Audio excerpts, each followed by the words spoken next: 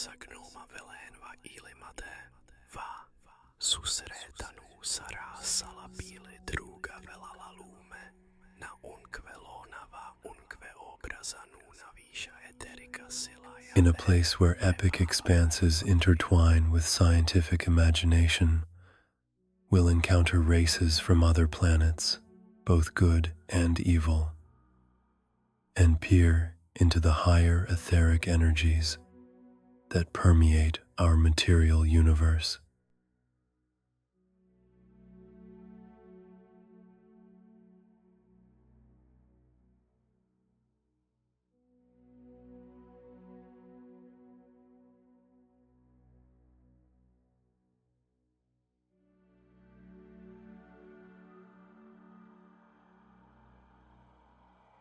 I am Arohad, the voice of Sylvaeon, and through this story, I will reveal to you the heart of my civilization from more than 1,000,000 cycles ago, in the very dawn of time, when the Sylvaeron civilization was just beginning its magnificent ascent. In ancient times, long before the legends of the shimmering sentinels graced the ethereal winds, the planet Sylvaeon breathed to the rhythm of untouched harmony. Millions of light cycles ago, the forests glowed with a gentle inner light. Crystalline rivers sang the songs of the universe, and 2 suns, one golden, one silver, cast long, iridescent shadows across the emerald valleys. In that primal peace lived the Sylvaerons, tall and slender beings with porcelain skin and hair the color of moonlight. Their large, piercing eyes, then still without the starry gleam of deep cosmic wisdom, reflected only a limited understanding of the material world. Their society, though steeped in a profound connection with nature, was rigidly hierarchical. At the apex of this pyramid stood the Council of Prophets. But above all, the shadow of Vuldan, the High Prophet, stretched the furthest. Vuldan, whose eyes had once shone like Sylvaneon's purest ice, now dully reflected only a hunger for power and a distorted vision of the future. Power is the ultimate freedom, Vuldan whispered to himself at the dawn of each day, watching from his crystal tower as the 2 suns ascended. Only through it can we truly control our own destiny and reshape this planet into something superior, resistant to unseen threats from the darkness. This planetary symphony has been silent for too long. It's time for a sharp, decisive melody, a chord that will resonate throughout the cosmos. His delusion, that warped vision of progress, was like a deep channel into which every one of his thoughts flowed, cutting off the path to true wisdom and transforming every well-intentioned piece of advice into an echo of his own grandiosity. In the name of supposed progress and salvation from non-existent threats, Vuldan betrayed his race.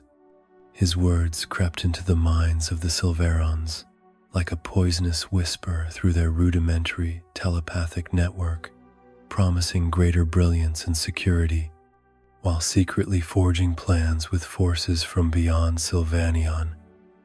Vuldan, believing in the superiority of material wealth over spiritual development, permitted the devastation of his planet. In the silence of the shimmering forests, the sounds of drilling began. Deep tunnels, like wounds on the living body of Sylvaeon, spread underground, reaching repositories of rare organic minerals and crystals. These were not crude metals, of which Sylvaeon possessed almost none, but refined crystals that held inherent energetic value. The extraction technology was primitive, polluting, and painful to the planet itself, a stark contradiction to the Sylvaeron philosophy of harmony. Dust rose into the air, choking the gentle glow of the trees, and the waters became murky, losing their crystalline sparkle. Sacrifice is necessary for the vision, Vuldan convinced himself, as the planet's pain passed by his consciousness as an unimportant hum. This temporary chaos will bring lasting order, a brilliance that will set us apart from the obscurity of cosmic insignificance. The suffering is merely a transient phase, the price for eternal superiority. They are too short-sighted to grasp my genius. Soon, Vuldan introduced hexagonal cubes as a medium of exchange. These transparent, geometrically perfect cubes, in which trapped fragments of rare crystals glittered, quickly became a symbol of status and power. Before their society knew the concept of value, beyond spiritual exchange and gifting, now everything had its price. The exchange of wisdom and services, once the bedrock of their society, slowly gave way to trade. Even once sacred places, the energy vortices around which they meditated became subjects of debate regarding ownership and access, for they contained the purest crystals. This is order, Vuldan reasoned, observing how the Sylvaerons clung tightly to their cubes. A system founded on clear, tangible value. No more vague, ethereal exchanges, only what can be measured and possessed. It wasn't long before news of Sylvaneon's riches spread, attracting the attention of greedy cosmic travelers. The first to arrive were the Telepathy, a race of coarse metallic creatures with mechanical technology based on exploitation. Their ships, noisy and polluting, descended upon the distant continents of Sylvaneon, bringing the smell of exhaust fumes and the sound of rock crushing. The Telepathy, whose cylindrical limbs ended in claws and whose eyes glowed with a cold red light, offered Vuldan advanced technology, machines that could accelerate excavation, weapons that promised superiority. This is efficiency, Vuldan reasoned, fascinated by the raw power of the machines he saw. True power is built not with whispers, but with steel. Their technology is crude, but direct. It will grant us supremacy. Vuldan accepted these offers, believing he was purchasing security and power for himself, while in return, the Telepathy drained the planet's vital resources, leaving devastation in their wake.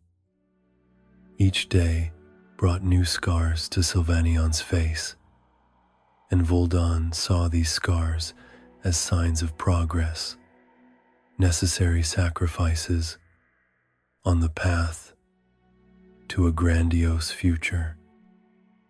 Soon after, from the shadows between dimensions, emerged the Umbran Noxa. These shadowy entities, whose essence was disharmony itself, sought no material wealth. They fed on the life force, joy, and light of Sylvaneon. Their attacks were subtle. They slowly drained emotions, turning whispers of happiness into quiet sobs, vibrant colors into dull shades. The Sylvaerons began to feel inexplicable sorrow, apathy, and fear. The Umbra Noxa infiltrated through weaknesses in the Sylvaeron telepathic network, polluting minds with fear and doubt, further amplifying Vuldan's influence. A dark whisper is within me, thought the common Sylvaeron, feeling joy dissipate, replaced by a sense of hopelessness. They didn't know where these emotions came from, only that they were there, heavy and pervasive, like an invisible fog suffocating the soul. Children stopped playing with the same liveliness. Their laughter became muffled, and instead of carefree songs, only quiet sighs were heard. While the race was blinded by Vuldan's promises and the influence of the Umbra Noxa, a small group of wise ones and young, intuitive Sylvaerons began to feel the deep pain of the planet and the disharmony within their race. Although at an initial level of power, they began to practice meditation in hidden caves and sacred groves, attempting to reconnect with the true pulse of Sylvaneon.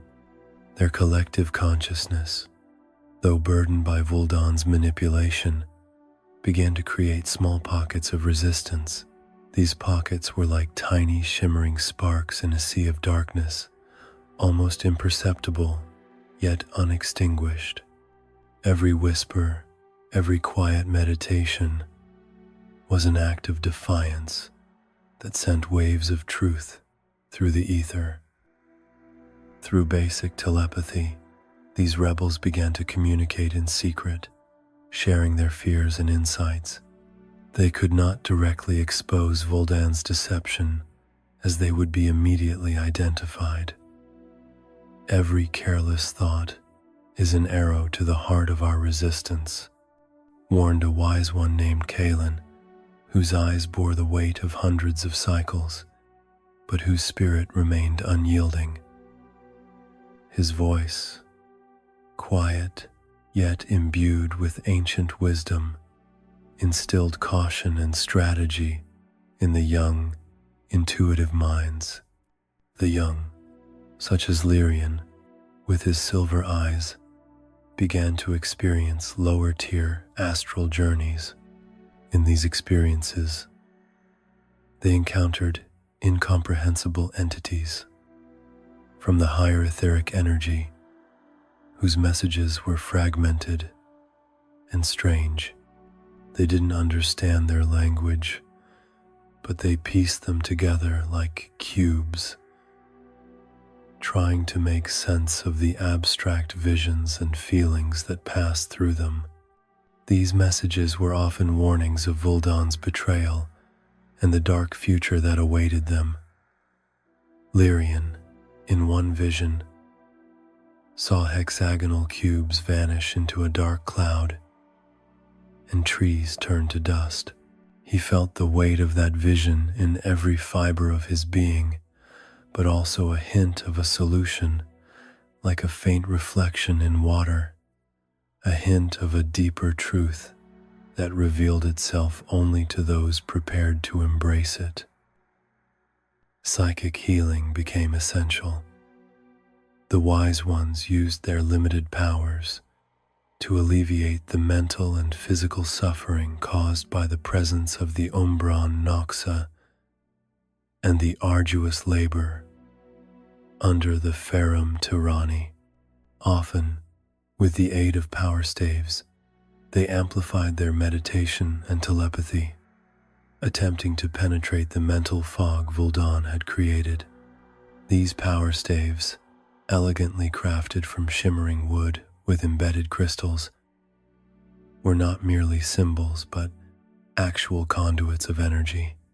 By utilizing scalar waves, the wise ones could amplify their mental abilities, heal the weaker ones, or create energetic barriers that pulsed with a gentle, protective light, opposing the cold influence of the Umbra Noxa.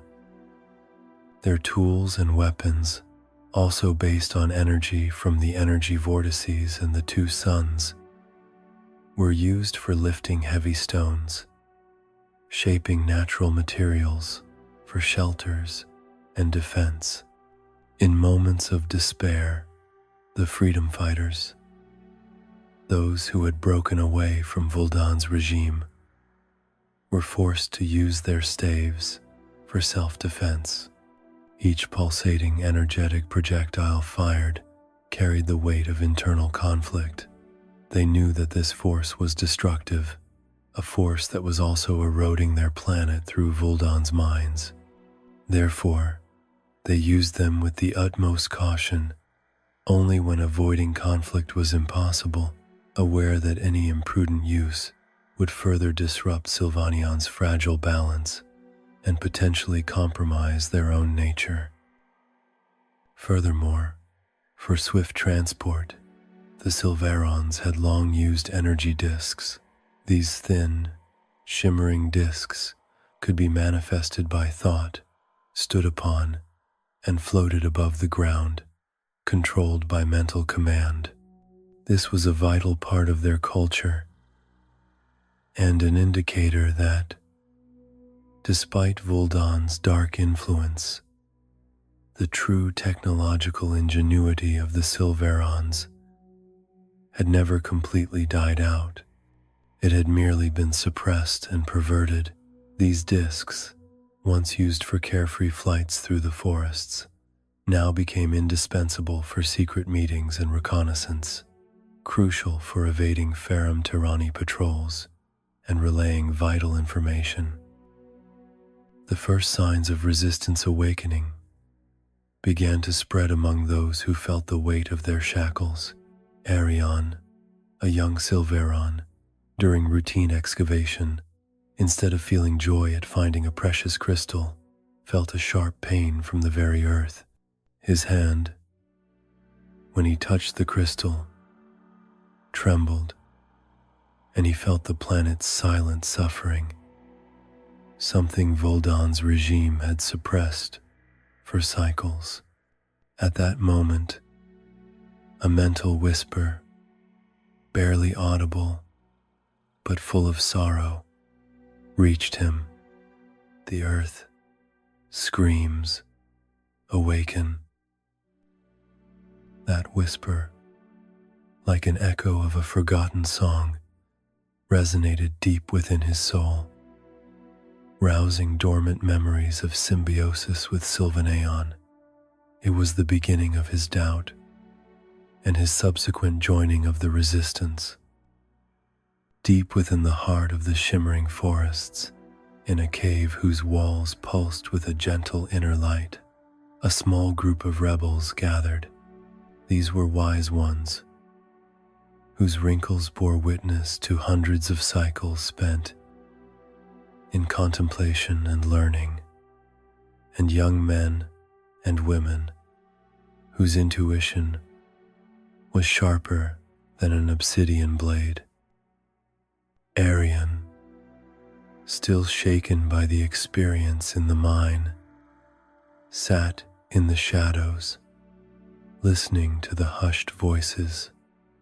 In his mind, the voice of the planet and the vague echoes of Lyrion's visions intertwined. Is it possible that all this I see and feel is not merely my mind, but a truth that haunts me?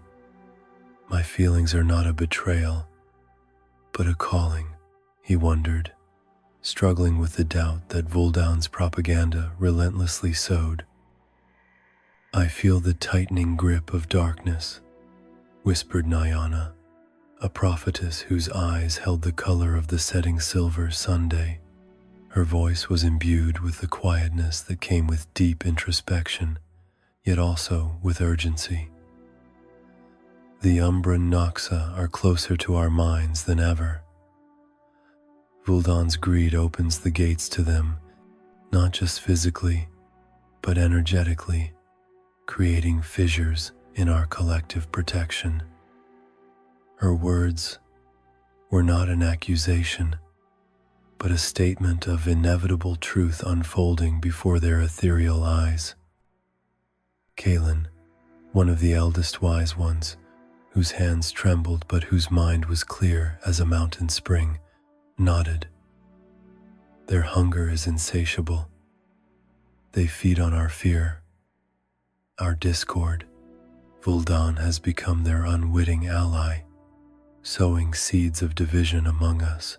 His delusion is too profound for him to see it himself. Kaelin's face was etched with deep concern, yet in his eyes a spark of hope flickered. All we have is our connection to the planet and to each other. That is our fortress, our invisible shield. We must remember what we were before Vuldan's poison corrupted our souls. In Arian's mind, the whisper he had heard in the mine echoed, asterisk, the earth screams, asterisk. He didn't fully understand it, but he felt the truth of those words in every atom of his being. He mentally saw his hands, still covered in fine dust from the mine, but now also the sensation of cold, tormented energy emanating from those crystals.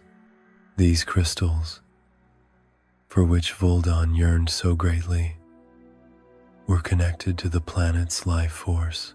Stealing these crystals was stealing the very essence of Sylvaeron, a drainage of the life force that threatened to extinguish the entire planet.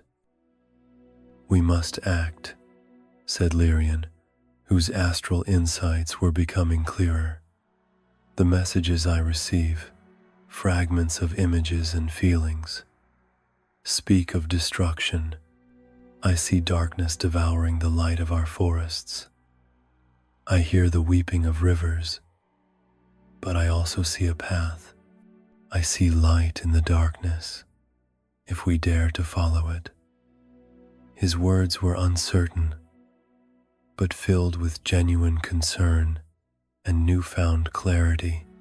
Piecing together these mental cubes was still arduous, but the outlines of danger, as well as the outlines of hope, were beginning to emerge.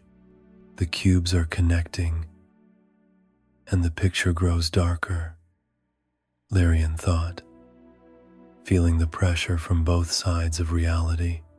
But in every vision of darkness, there is also a glimmer of light, a path to deliverance. We must trust our intuition more than ever. Our power is still small, Kaelin cautioned. Vuldan controls the council. The Ferrum Tyranni have their garrisons, and the shadows of the Umbran Noxa are everywhere.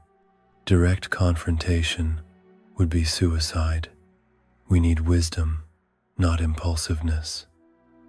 His voice, though weary, carried the weight of countless cycles of wisdom, warning against the dangers of premature actions. But Nyana had a different idea, born from her prophetic dreams. There is another way. Our connection to the planet is our greatest strength. We must awaken the consciousness of other Sylvaerons, sow seeds of doubt in Vuldan's lies. We must show them Sylvaneon's pain. We cannot fight them with their force, but we can overwhelm them with truth. Her eyes, gleaming like the silver sun, reflected a vision not only of destruction, but also of the possibility of a deep, collective transformation. Truth is a seed. Once planted, it grows, regardless of the darkness that surrounds it. It must be scattered for it to take root. The plan began to form. They would use their rudimentary telepathy to spread subtle messages, feelings of discomfort, and images of destruction into the minds of those still under Vuldan's influence. The wise ones would amplify these messages with their power staves, using scalar waves to gently penetrate mental barriers. The young, like Arian and Lyrian, would use their energy discs to travel to distant settlements, spreading the word and seeking others who felt the same deep unease. Their initial actions were quiet and imperceptible. During meditations near the energy vortices, Kaelin and the other wise ones focused their thoughts, creating a collective image of a healthy, shimmering Sylvaeron contrasted with the dirty minds and frightened faces.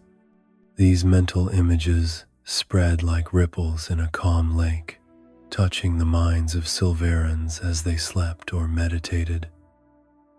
Let truth be the breath that awakens the slumbering, Kaelin thought, feeling the collective consciousness of Sylvaeon, though under attack, slowly awaken. Every dream, every quiet thought is a channel for our action. Not a weapon, but an awakening. Arian and Lyrian soon found themselves on their energy discs, hovering above the shimmering forest canopies. The air grew heavier, filled with fine dust that irritated their throats. Below them, they saw the Ferrum Tyranni at work, their metal machines relentlessly tearing at the ground, and the rivers, changing color, turning into murky, lifeless threads. "This is worse than I imagined," Arian muttered, gritting his teeth. His heart pounded with pain. How did we allow this? How did Vuldan manage to blind us? I feel like something is tearing inside me as I watch Sylvaeon like this. Wounded. We must heal her.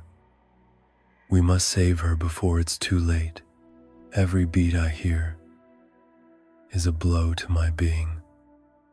His mental monologue was filled with a burning need to restore lost harmony, feeling the weight of responsibility. "Feel it," Lyrian replied, closing his eyes and spreading his hands.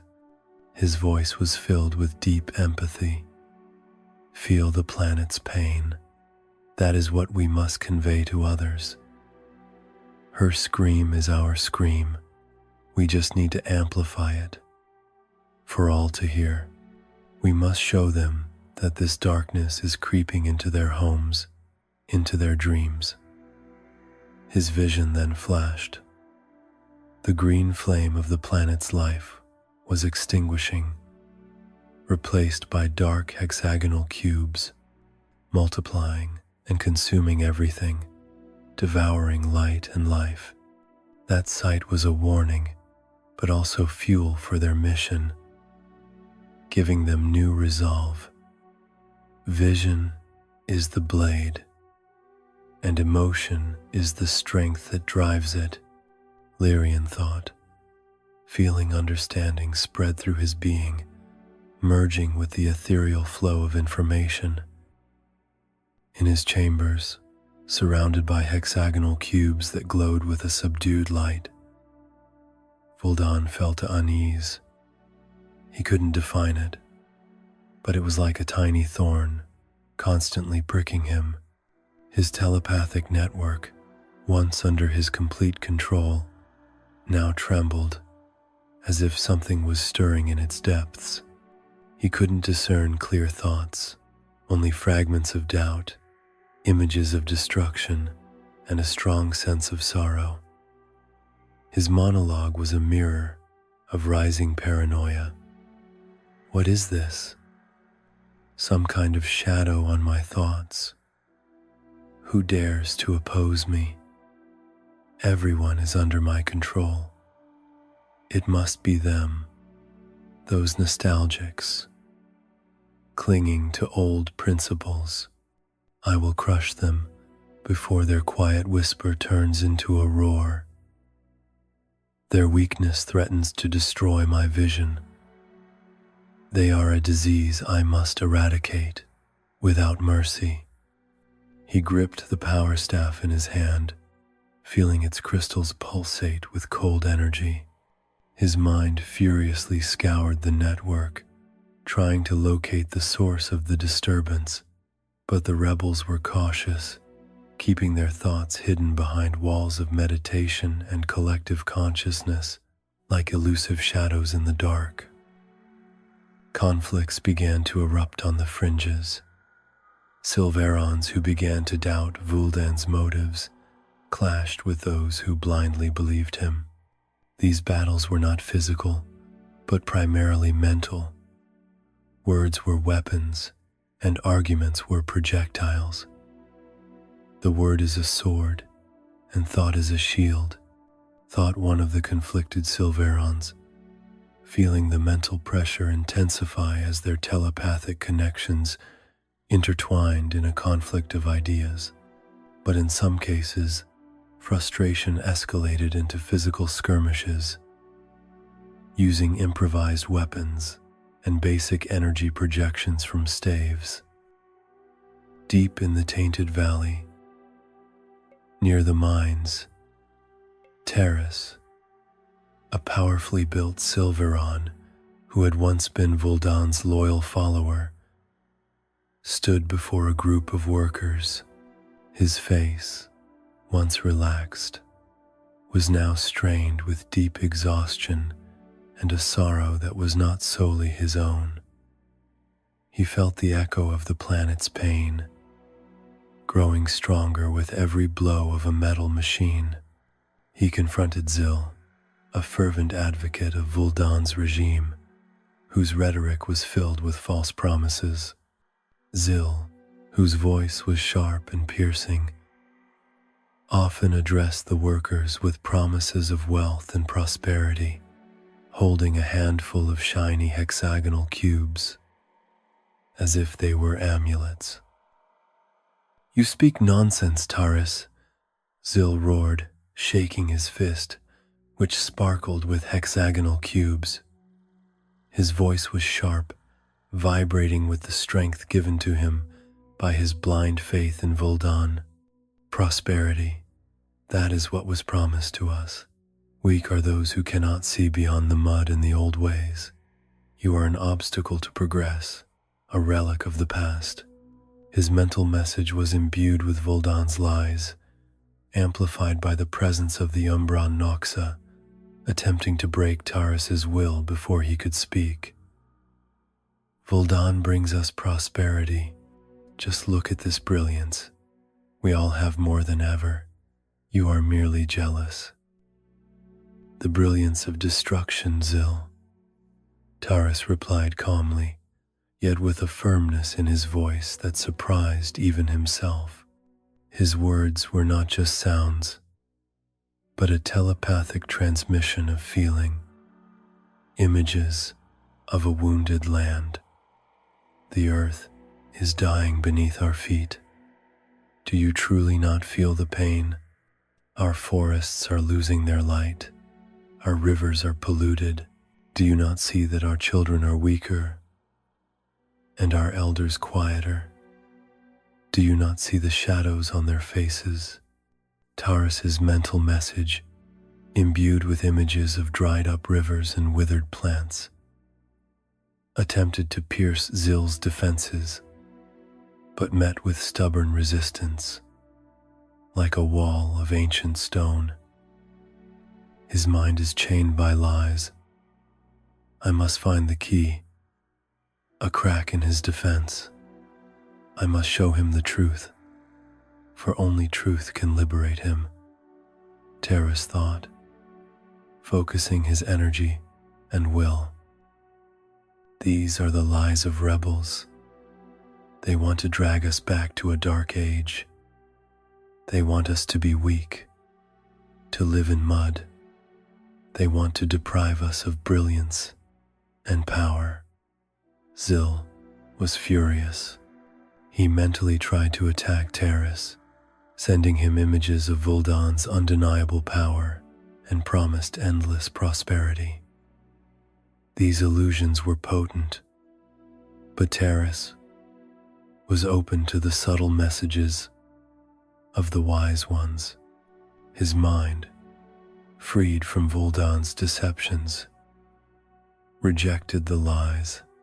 Terrace felt Zil striving to break his will, but he found new strength within himself, a strength that did not come from aggression, but from a deep connection to Sylvaeron.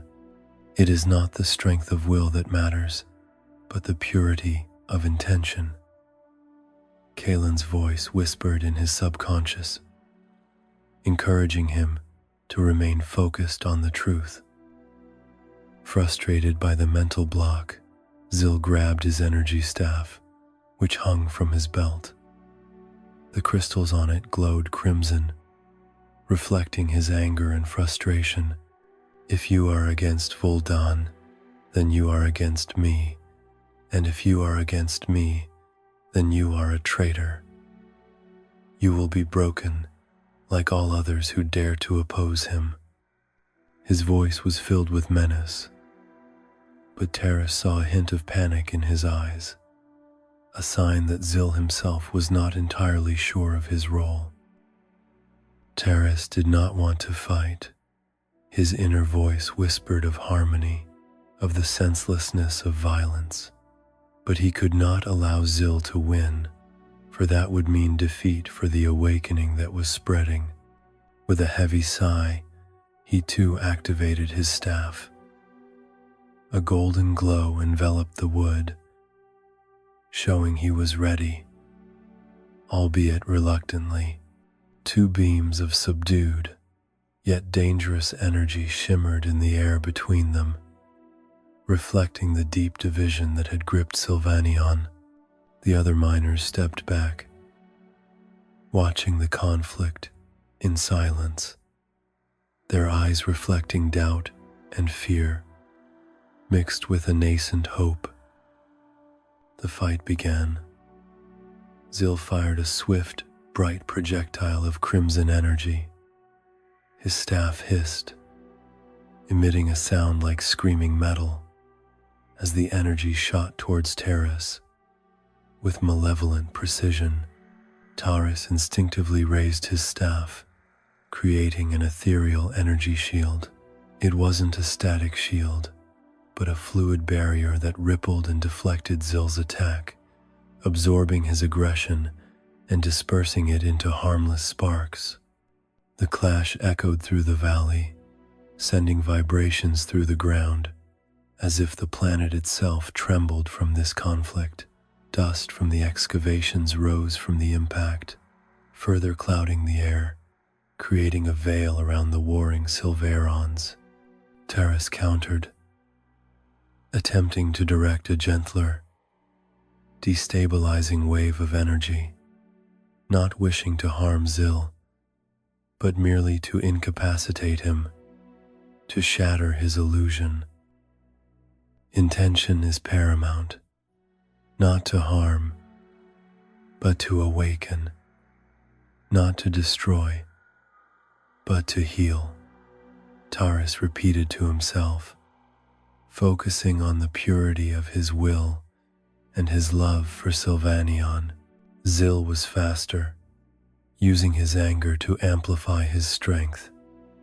His mental attack was raw, aimed at causing confusion and fear, trying to break Terrace's concentration.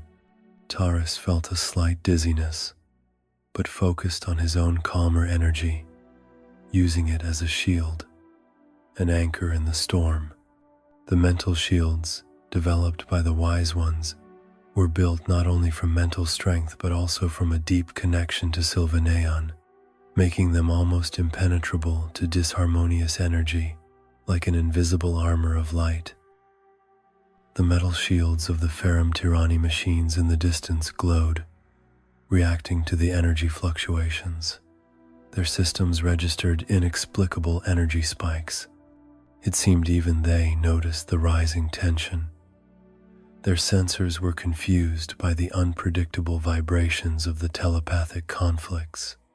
One of the Ferrum Tyranny operators, A massive creature with red glowing eyes enigmatically moved its head, as if registering something unusual in the Sylvaeron telepathic network, something that didn't fit their algorithms of domination.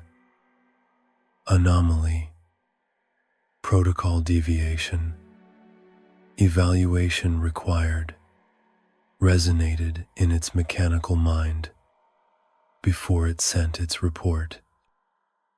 Zyl, emboldened by the first strike, launched a series of mental attacks, combining raw energy with images of chaos and destruction.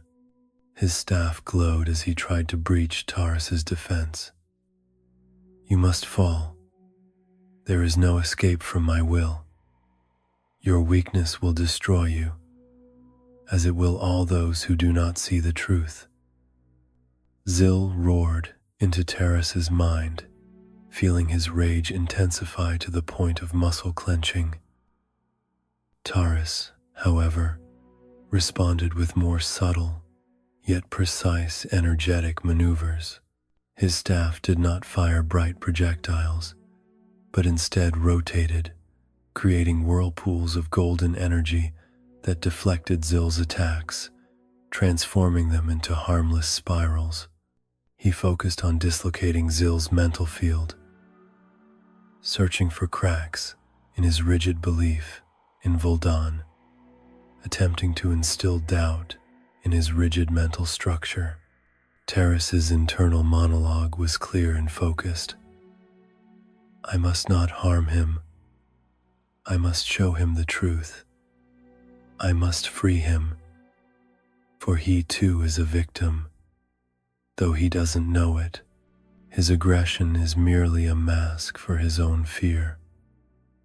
His strategy was to awaken Zyl's own intuition, to allow him to feel the pain of Sylvaneon that Taurus experienced, to recognize the primal connection to the planet. As the fight progressed, Zyl felt increasing frustration. His attacks, though powerful, had no desired effect. Taurus's defense was like water, adaptable and elusive, every blow dispersed without recoil. Zyl began to gasp, his crimson energy flashing more chaotically, showing that he was expending more energy than he was gaining. At one point, Taurus unleashed a wave of resonant energy, gentle, yet imbued with the planet's suffering. It was not an attack, but a transmission of pure feeling, an echo of Sylvaneon's cry.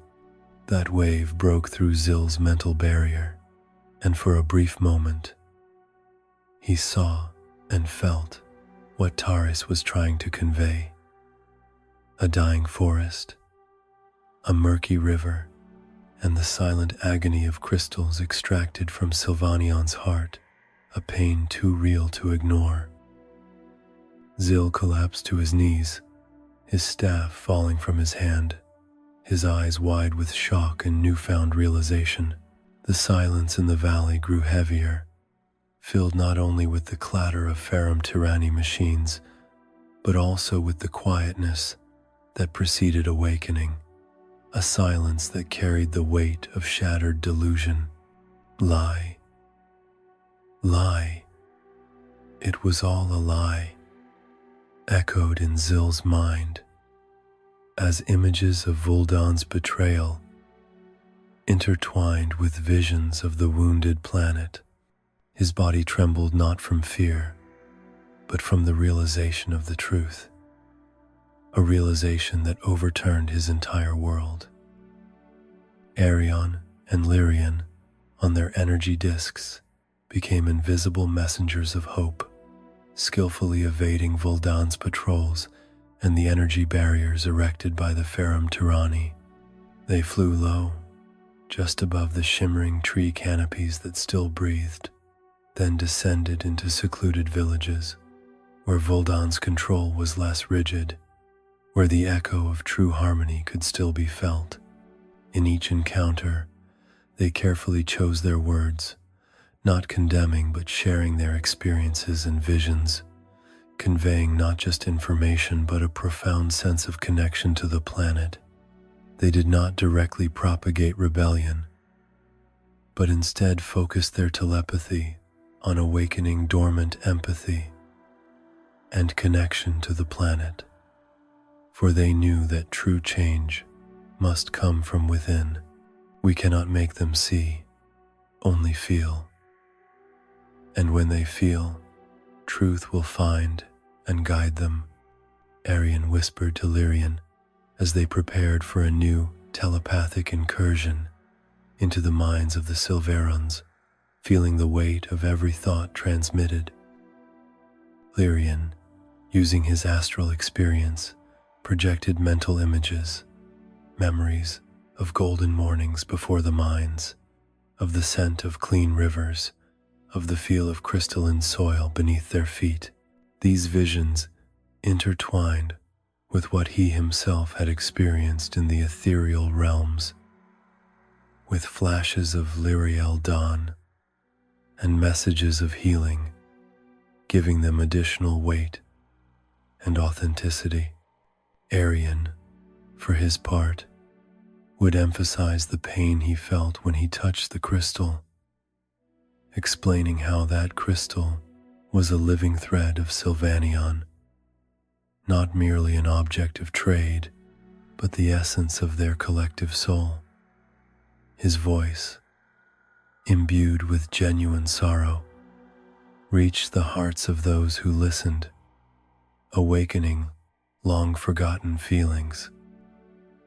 In one such village, they met an elder named Nylos, whose eyes were full of sorrow, yet also wisdom. He had been influenced by Vuldan's propaganda, but he harbored doubts, feeling that something was amiss. Lyrian mentally showed him a vision of the polluted river that flowed past his village, not as it was now, but as it would become if Vuldan's plans continued. Lifeless, murky, and full of waste. Nylos shuddered, feeling the grime on his skin, the smell of poison in his nostrils, as if he himself were suffocating in that future. This is not destiny. This is a consequence of choice. A wrong choice we must rectify, Nylos thought, as the vision permeated his mind. Opening his eyes, Arian then spoke softly. This pain, Nylos, it is ours, and the planet's pain. We can stop it, but only if we awaken, if we feel together, if we remember our true nature, one that is inseparable from Sylvaneon. Their words and mental projections did not spread as a loud proclamation, but as a whisper that crept into the silence of doubt, amplifying it, like roots quietly pushing through soil. Some Sylvaerons began to ask questions, to resist the orders of the Ferrum Tyranni, to refuse to use hexagonal cubes for daily necessities, preferring old, forgotten systems of exchange. They did not openly rebel, but a quiet resistance was felt, a resistance that Vuldan's telepathic network had increasing difficulty suppressing, for it manifested as an unwillingness to listen, as an unwavering passive resistance. Every refusal was a small crack in his control, and from these cracks, a new strength began to grow, a strength of spirit stronger than any steel. In his chambers, Vuldan's rage exploded. The monitors of his telepathic control center, a series of hexagonal crystals displaying the network's status, flickered wildly with red warnings, emitting audible alarms that clashed with his escalating paranoia. The number of suspicious minds grew exponentially, like a malignant growth on his carefully constructed empire. Terrace's fight in the mine, reported by his spies, was merely the last straw, proving that rebellion was spreading even among those he believed to be most loyal. Audacity. Audacity. They think they can bring me down with whispers. I am power. I am the future of Sylvaeron. I am the only one who sees the true purpose. Vuldan's mental monologue was frantic. I must burn it, erase it, before it consumes me. Their weakness threatens to destroy my vision.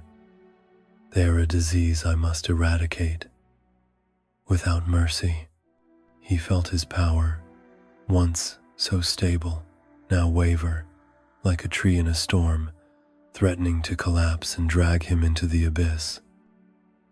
Vuldan knew he had to act swiftly.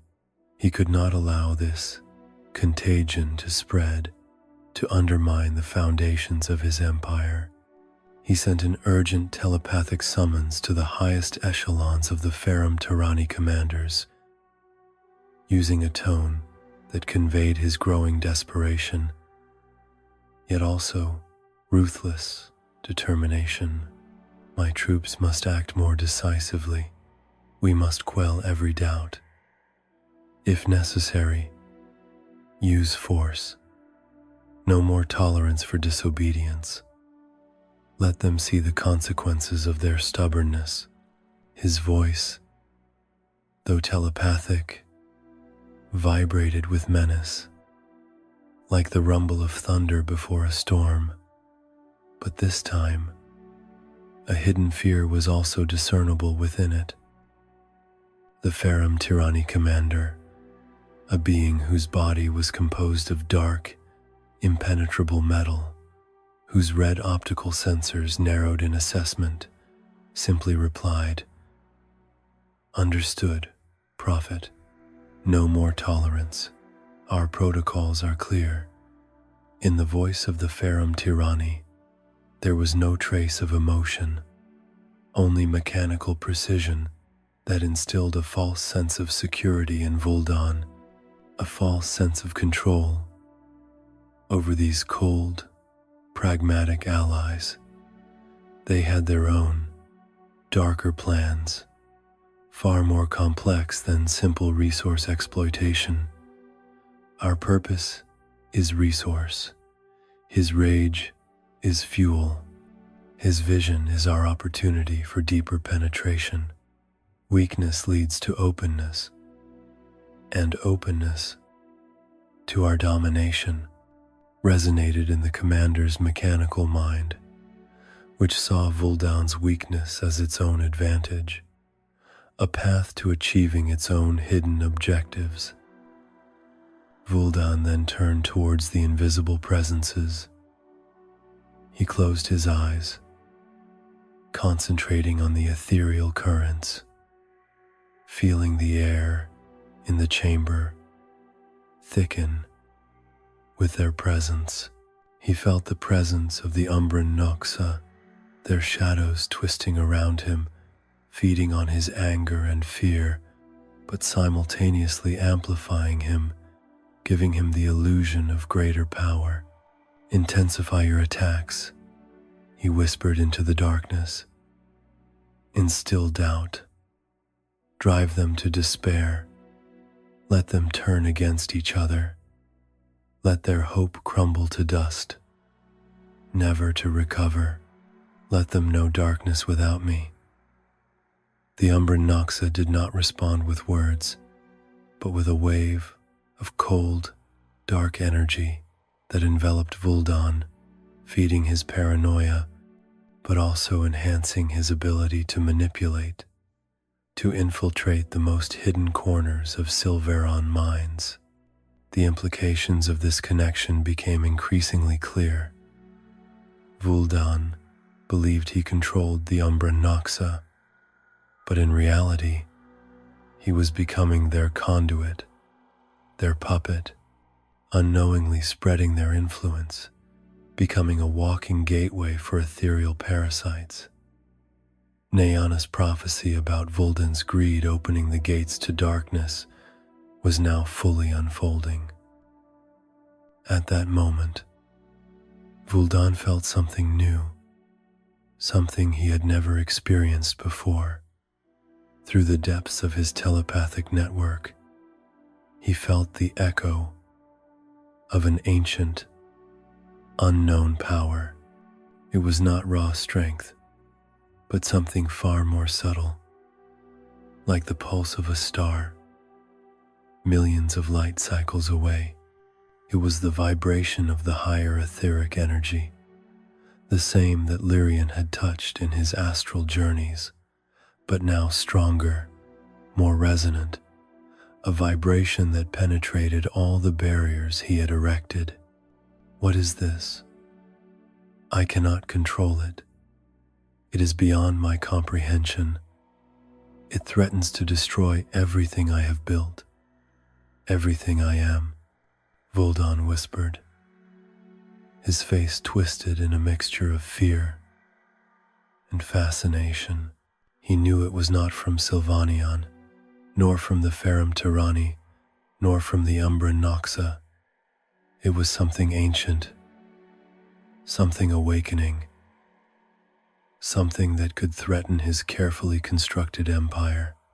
This new realization frightened him more than any open rebellion, for it carried within it the promise of a complete dismantling of his order. Something had slept in the heart of Sylvaeon, something that was now beginning to awaken those who dared to dream of a different future. Something unstoppable. In that pulse, Vuldan felt a premonition of his own end, a foresight he ignored, too consumed by his lust for power, until the very last moment.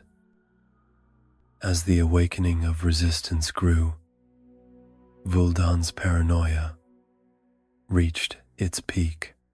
His spies brought increasingly disturbing reports of groups of Sylvaerons gathering in secret, of a sudden lack of resources in the mines, and even of inexplicable malfunctions in Ferrum Tyranni machines. Each such report only fueled his rage. They've conspired. Everyone is against me, but they don't understand.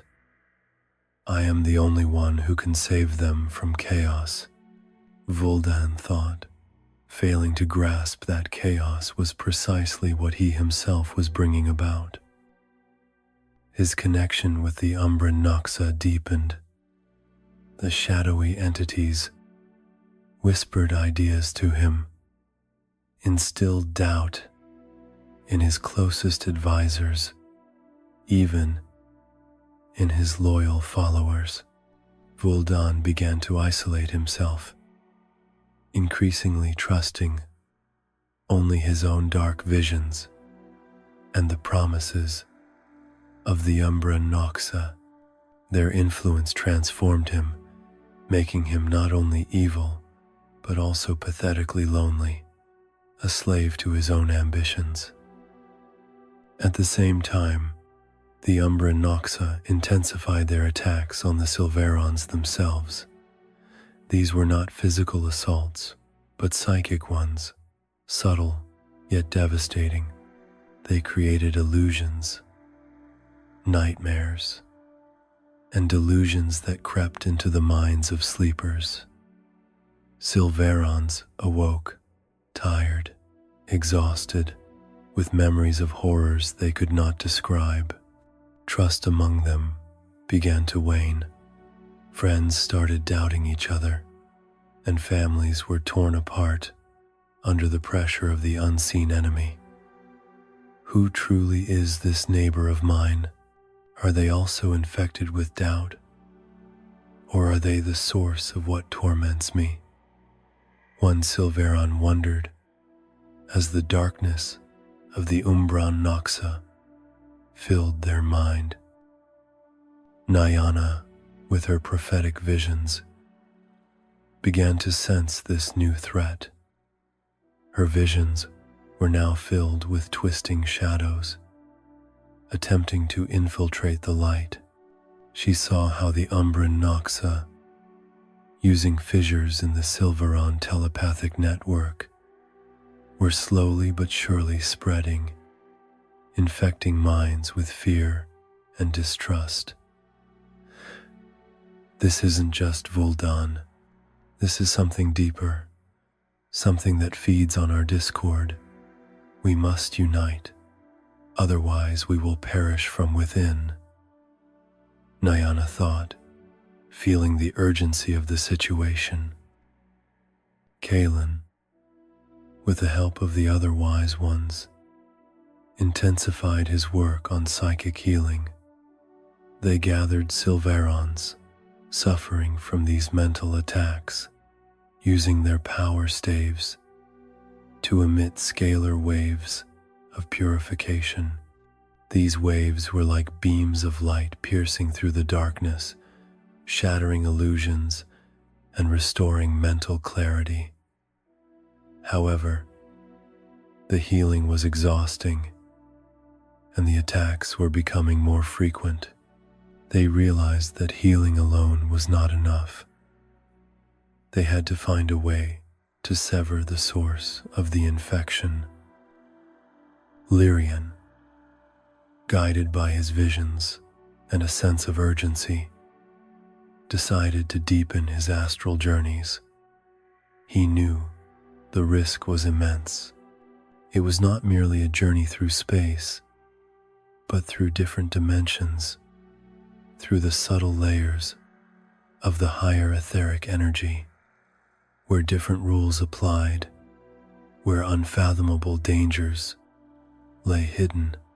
Every cube I piece together leads me deeper. But am I ready for the picture it will reveal? Lyrian's internal monologue was filled with fear, yet also an unstoppable yearning for truth. Lyrian's first journeys were chaotic. He encountered whirlpools of emotions, ethereal entities that were confused and disharmonious, echoes of the darkness spread by the Umbran Noxa. He felt his consciousness getting lost in a labyrinth of incomprehensible forms and sounds. But each time, he returned with a fragment of information, a new cube for his puzzle. Some of these cubes were images of ancient Sylvaerons, freely traveling through the ether, communicating with beings of light, using their power for creation, not destruction. These visions were a guide, a beacon in the ethereal darkness. One of his journeys led him to the edge of an ethereal abyss, a place where energy intertwined with nothingness. There, he encountered an entity that had no form but was pure vibration. Lyrian attempted to communicate, using his rudimentary telepathic abilities, sending questions into the void. The entity responded not with words, but with feelings. Lyrian heard the echo of ancient knowledge about water, about its multidimensional nature. Water, carrier of information, crystallized consciousness that traveled through dimensions, gathering data for an unknown source. Water remembers. Water has lived. Water has seen. Water has preserved the truth. Its full purpose is a mystery, but its power is undeniable. Lyrian realized, as his mind expanded with newfound knowledge. The vision dissipated, leaving him with a sense of profound discovery, yet also an awareness of the dangers lying in the unexplored reaches of the higher etheric energy. Lyrian returned exhausted But with new knowledge, he shared his discovery with Kaelin and Nyana. Kaelin's eyes gleamed with wisdom. Water, it has always been a symbol of life, but we never understood its depth. If water collects information, then the truth about Vuldan's deeds is hidden in the polluted rivers. Nyana, with the help of her prophetic abilities, confirmed Lyrion's suspicion. Yes, I see it. Water is a bridge between dimensions, but also a bearer of burdens. The burden of darkness that Vuldan has created. We must purify it, not just physically, but ethereally, to unlock its secrets. This discovery added a new dimension to their struggle. They realized that purifying the planet was not just a physical act, but a spiritual one. They had to heal the water to unlock its information and weaken the influence of the Umbra Noxa, who, they realized, fed on discord and the pollution of ethereal currents. Meanwhile, the Ferrum Tyranni were becoming increasingly aggressive. Their robotic minds, programmed for efficiency and exploitation, could not comprehend this mental resistance. Their operators sent reports to Vuldan describing production irregularities, a decline in morale, and inexplicable apathy among the Sylvaerons. Vuldan responded with fury, accusing them of incompetence, failing to realize that he himself had caused this situation. His mind, increasingly consumed by paranoia and the influence of the Umbra Noxa, could not see the obvious. The Ferrum Tyranni began to use heavier machinery, even mobilizing military units, deploying them around key mines and energy vortices. Their ships patrolled the skies, emitting sonar waves that attempted to detect telepathic activities. However, the Sylvaerons had developed advanced mental shields, which were more than mere defense. They were flexible barriers of consciousness that adapted to attacks, reflecting psychic blows and disorienting the aggressor. Kaelin and the Wise Ones led workshops, teaching the Sylvaerons to harmonize their mental energies, creating impenetrable networks. One day, the Ferrum Tyranni launched a massive attack on one of the rebels' hidden enclaves. A large, dark, angular ship descended over the valley, firing energy beams that destroyed everything in their path. The earth trembled, and the trees cried out in pain. The Sylvaerons in the enclave, led by a brave young warrior named Rhys, united. They did not retaliate with physical weapons. Instead, they raised their power staves and formed a gigantic collective mental shield. The Ferrum Tyranni energy beams struck the shield, creating spectacular explosions of light, but the shield held. It did not merely defend itself. It absorbed the energy of the attack, redirecting it back to the aggressors in the form of invisible scalar waves. Rhys felt his mind expand, his individual strength merging with the collective will of his race. We are not alone. Our strength lies in our unity and in our connection to Sylvaeon, he thought, feeling the planet's energy flow through his veins. The Ferrum Tyranni operators on the ship were bewildered. Their sensors indicated that energy was being absorbed and redirected. Unknown, defensive technique exceeds our algorithms, system overload resonated in the command center. Dials flickered, signaling overload. The ship began to shake, then retreated, leaving behind only scorched earth and an unbreakable shield. This victory, though exhausting, was monumental. It showed the Sylvaerons that their true strength lay not in physical confrontation, but in the power of the mind, in unity, and in their connection to Sylvaeon. It also gave hope to those still under Vuldan's influence, spreading word of the invisible shield that had stopped the Ferrum tyranny. In the backdrop of these escalating conflicts, a unique talent developed. Ileana, a young Sylvaeron with unusually bright, ethereal eyes, had spent her life in deep introspection and meditation, while other Sylvaerons developed telepathy and telekinesis. Ileana developed the ability to sense the emotions of other beings with extraordinary precision. It was not merely telepathy, it was empathic resonance.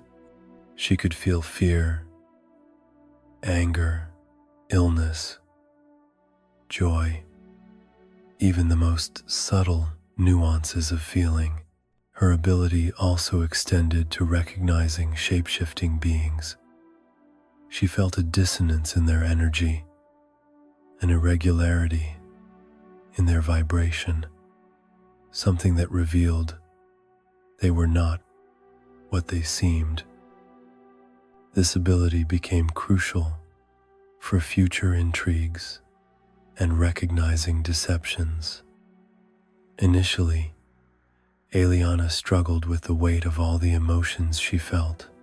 The world for her was overwhelmed by the noise of feelings, the heavy burden of sorrow and fear that the Umbra Noxa spread. But under Nyana's guidance, she learned to control her ability, to direct it, to use it as a tool for understanding, not as a burden. Feel, but do not become what you feel, Nyana advised Ileana. You are an observer, a beacon that recognizes truth in the ethereal sea. One day, Ileana was in a village being visited by Vuldan's high representative, a Sylvaeron named Volos, who was known for his eloquence and persuasive speeches. Volos stood in the square, delivering a speech about the prosperity Vuldan had brought, about the abundance of hexagonal cubes and the power they had gained. The crowd of Sylvaerons listened respectfully, but Ileana felt something else. She sensed layers of emotions beneath Volos's words: greed, fear, and a quiet resonance of the Umbra Noxa twisting around his consciousness. Ileana also felt a subtle but clear dissonance in his energetic imprint, a vibration that hinted he was not entirely what he seemed. He is not Vuldan. He is someone else, disguised. Ileana realized with horror. It was a shape-shifting being, an infiltrator. She quickly conveyed her discovery to Nyana. Nyana, using her prophetic abilities, confirmed Ileana's suspicion. They discovered that the Umbra Noxa, in addition to draining emotions, had begun to infiltrate Sylvaeron society, changing their forms and assuming the identities of influential individuals to more easily spread doubt and discord. Volos was just one of them. This discovery was a new danger, but also a new tool in the fight against Vuldan's regime. Ileana became the eyes of the resistance, able to recognize infiltrators and expose their lies. Her gift, once perceived as a burden, became a vital weapon in the fight for the soul of Sylvaeron. On the fringes of the forests, where the shimmering trees bordered the dusty paths created by Ferrum Tyranny machines, subtle battles began to unfold. These were not bloody conflicts, but clashes of will and intent, conflicts between mechanics and spirit. The Ferrum Tyranny sent their patrols, mechanical figures that attempted to force the Sylvaerons back to work, using sonic and energetic signals for intimidation. But the Sylvaerons met them with a newfound resolve, a strength that grew from their collective connection to the planet. One patrol robot, its metal legs moving with a screech and clatter, approached a group of Sylvaerons who sat in meditation, facing the sun, their minds focused on the flow of energy. Through the energy vortices, a mechanical voice echoed, "Return to work. Inactivity is inefficient. Your productivity is declining. This is unacceptable." The Sylvaerons did not speak. Instead, they collectively directed their mental shields. It was not an aggressive shield, but a barrier of peace and harmony, filled with the ethereal energy of Sylvaeon, a vibration contrary to the mechanical energy of the Ferrum Tyranny. The robot halted. Its optical sensors scanned the group, attempting to find a logical response to this disobedience. However, it encountered a wall of immaterial energy, a force that was invisible yet palpable, its internal systems overloaded, unable to comprehend a force that was neither physical nor energetic in a material sense. The mechanical voice attempted again. "Error. Unknown obstacle. Requires protocol revision. Inexplicable dissonance." The robot then turned and awkwardly moved away, signaling its central command about inexplicable inefficiency, leaving behind a trail of confusion. This was just the beginning. More and more Sylvaerons practiced quiet resistance. Certain tasks would suddenly halt. Ferrum Tyranny machines would malfunction without any obvious reason, often due to subtle mental influences of the Sylvaerons on their energy systems, introducing minor interference, and stockpiles of hexagonal cubes remained unused, silently decaying in storage. The supply chain, once flawless, began to unravel. The Umbran Noxa intensified their attacks, attempting to feed on the growing frustration and discord. To convert this dissonance into energy useful to themselves, images of betrayal, distrust, and paranoia permeated the minds of the Sylvaerons, attempting to turn them against each other, to sow division where unity had begun to emerge. But now, the Sylvaerons were more prepared. The psychic healing ability developed by the Wise Ones became vital. They healed each other from mental wounds, strengthening their collective will and repelling the influence of the Umbran Noxa. They realized that their unity was the strongest shield against these parasites. The battle in the mine, that between Terrace and Zil, became a symbol. News of Zil's awakening, of how he felt the planet's pain, spread like wildfire, through the Resistance's telepathic network. Zil, once Vuldan's loyal follower, was now a broken man, but with newfound clarity. His eyes, once full of emotionless loyalty, were now filled with sorrow and regret. Terrace helped him to his feet, and his fellow miners, now freed from the mental fog, approached him with understanding and support, offering comfort in his new realization. Zil, after undergoing the crisis of awakening, became a fervent advocate for the Resistance. His experience, once blind trust in Vuldan, and now the bitter realization of betrayal, gave him unique credibility. He was not an intellectual, but a man of action, and now he directed that action towards the liberation of Sylvaeron. With unstoppable energy, he began to share his experience, his delusion, and his awakening. I was blind. I was a tool of Vuldan's deception. But now I see. I hear Sylvaeon's cry, and that cry has become my voice. We will not be silent any longer. We will not suffer any more. His words echoed in the minds of the Sylvaerons, awakening dormant souls, galvanizing them into action. The Ferrum Tyranni became increasingly aggressive.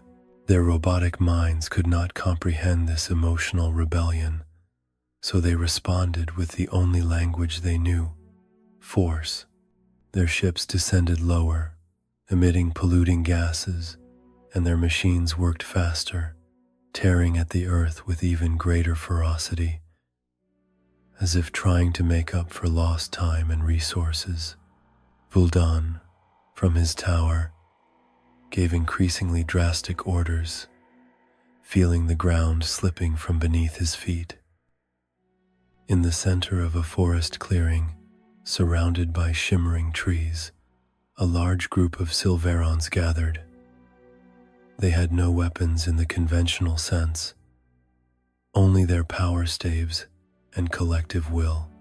Kaelin and Nyana, with the wise elders, stood in the middle, their bodies radiating a calm but potent energy. Lyrian, with his silver eyes, sensed the presence of ethereal entities. Their messages were clearer now, yet still enigmatic, full of hints about future paths. The time has come, time for change, time for Sylvaeon to raise her voice. Kaelin raised his power staff high into the air. Golden light pulsed from its crystal, spreading to all present, enveloping them in a warm, protective embrace. Feel the planet. His voice resonated telepathically, more penetrating than any word. Feel her pain, but also her strength. We are not alone. Our strength lies within ourselves, in Sylvaeon, and in the collective consciousness we have created. The Sylvaerons clasped hands, forming a circle. Each of them visualized a powerful, ethereal barrier around themselves, not just as a shield, but as a bridge, connecting them to the very core of Sylvaeon. It was not an ordinary shield, but an extension of their collective consciousness, woven from love for the planet and a desire for freedom, imbued with the energy of the two suns. A Ferrum Tyranni ship descended above them, its cannons charging to an incandescent glow, firing lead projectiles and energy beams, but they vanished in the air, disintegrated before they could touch the ethereal barrier. scattering into harmless particles of light. This was not the end of the battle, but merely the beginning. Vuldan, in his chambers, felt the impact. It was not a physical blow, but a strike at the very core of his power. The control crystals shattered with a weeping sound, and his telepathic network fell into complete silence, severing his control. He felt the panic of the Umbran Noxa, their retreat, their shadows shrinking, and their influence waning. This is impossible. How? My power, my vision, they destroyed it. His roar, once mighty, was now just an empty echo in the silence, an echo of his own defeat. But he still felt that unknown, ancient pulse. Now, it was stronger than ever. It was the pulse of Sylvaeron herself, a force he had tried to suppress, which was now erupting to the surface, carrying with it the promise of a new dawn. He felt the chain of liberation, the one he had tried to break, now expanding, severing his connections and freeing the Sylvaerons from his grasp. Although defeated, Vuldan could not grasp the full implication of this awakening. This was not merely the defeat of a despot, but the dawn of a new era for the Sylvaerons, an era in which their power, once suppressed, would finally blossom, an era in which they would understand their true purpose, not as rulers, but as guardians of eternity, ready to assume their role in the cosmic balance. As darkness receded from Sylvaeon, and the last remnants of Vuldan's influence faded into the ether, the Sylvaerons felt a calling to a deeper understanding of themselves and the universe, to a journey that still awaited them. In the silence that replaced the hum of machines and the whisper of fear, a new echo was heard, the echo of the golden chain, promising the awakening of powers they had never before known.